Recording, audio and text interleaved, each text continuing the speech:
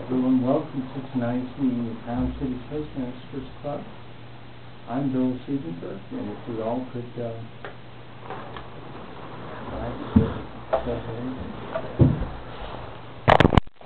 allegiance to the flag of the United States of America and to the republic for which it stands, one nation, under God, indivisible, and justice for all.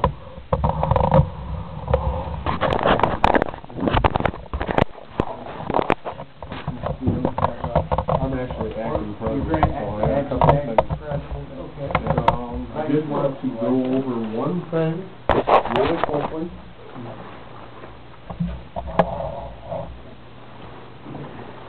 Hello? Okay. Greetings, fellow Toastmasters, to our intimate meeting of the Town City Toastmasters tonight. Intimate and abbreviated, which we had a long meeting last time, so we don't really have to prove anything in terms of our ability to have a long meeting. I'm the acting president tonight in honor of Alexander Haig, who passed away this week, just this last week, who, when Reagan when they attempted to assassinate Reagan, he said, "I am in charge here, so here I am, quote unquote, in charge." At any rate, the only thing I really wanted to talk about is that we are going to have myself and Lynette participating in the Area 12 speech contest on Saturday. It will be at the Manlius Public Library at 10:30. And if you would like to come with me, I am accepting riders. I don't know whether Lynette and Bill might ride up with me too. She was talking about that, but at any rate. How did she get out of what she had to do? She wasn't going to be able to go. I don't have the details of that at this time. However, you may want to ask Lynette about that next question. But with that's the only announcement I have. I want to invite anybody to come along, and I'll squeeze as many people into my new Impala as I can. But with that, I would like to introduce our Toastmaster, almost a 2-year member of Toastmasters now, and gave an outstanding speech last week on Alexander the Great. And I think that perhaps we should now refer to him as Piyush the Great, actually. Always brings a new perspective and something different, and I always learn something when I talk to Piyush. So Piyush, if you could please come up and join with the lectern. Thank you, Jim. Thank you.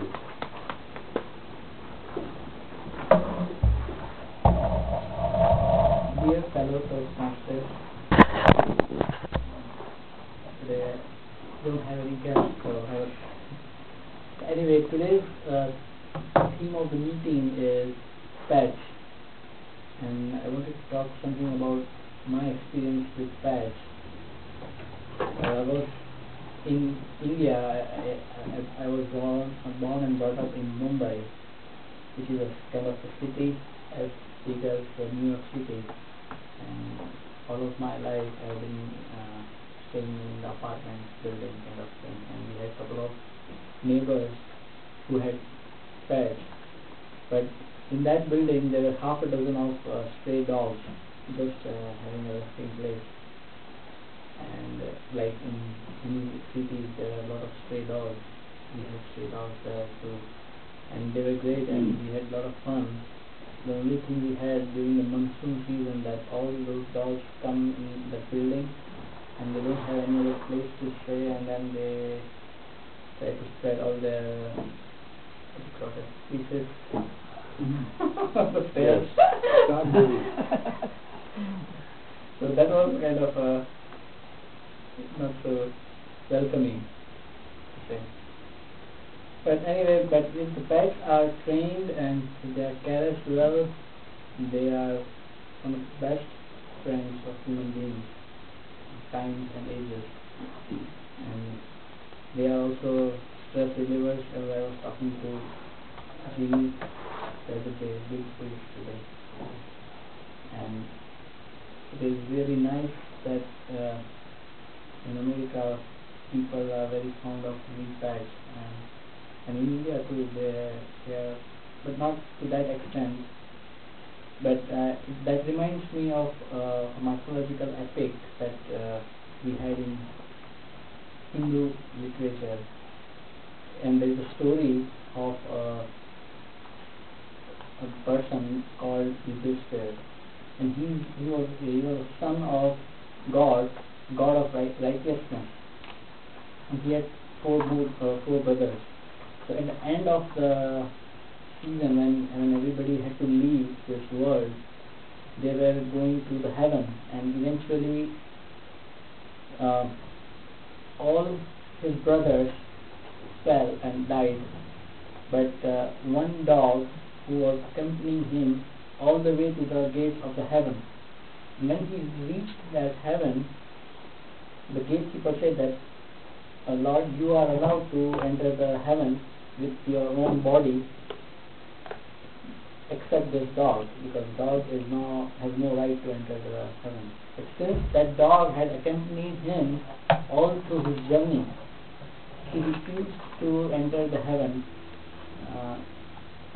without taking his dog. So he gave up his heavenhood for his dog. So this was the story, and it is pretty nice that how animals and it basically can play a big part in our life. With this, I would try to start our table topic with our table topic master, Jean Tooney. She is self-employed. She owns the Cortland hardware store. She enjoys what she is doing, but more so, she is a hug therapist. I would like to welcome Jean Tooney. Thank you, Commissioner.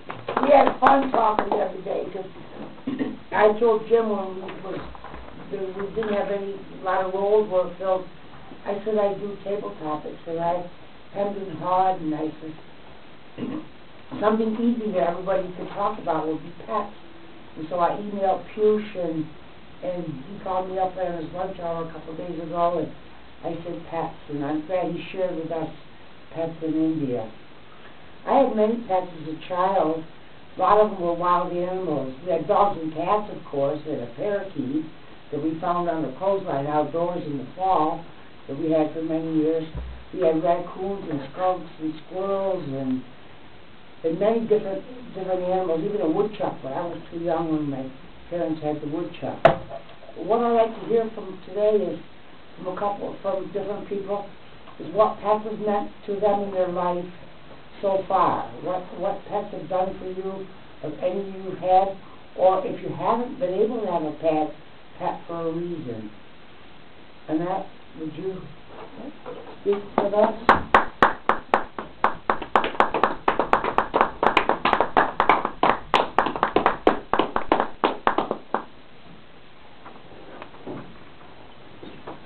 When I was a senior in school, New Orleans Central School, a big town of New Orleans, I was graduating with 36 kids.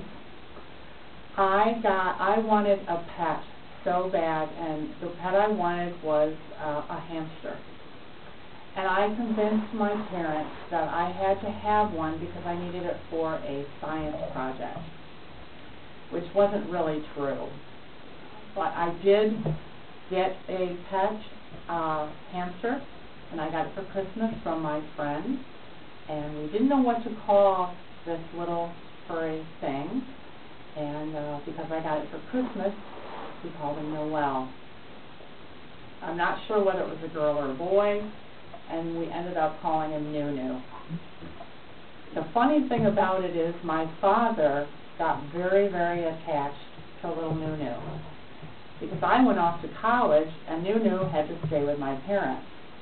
And my dad would take him out of the cage every day and feed him things that he probably wasn't supposed to have, and let him run around in his lap, and he just enjoyed him while I was watching TV. When Nunu died, because hamsters only live 1 to 2 years, my dad, I'd never seen my dad cry so much as when Nunu died. So it was very traumatic for everyone.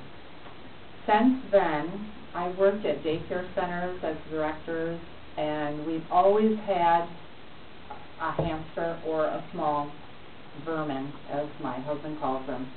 I tried having white mice. They smell really bad no matter how many times you clean the cage. I always go back to hamsters, and I just lost my last hamster, Tatiana. She died in the, let's see, I think early fall she died. So that's, at present I don't have one, and I'm waiting for someone to surprise me one for Christmas or my birthday. So. Thank you.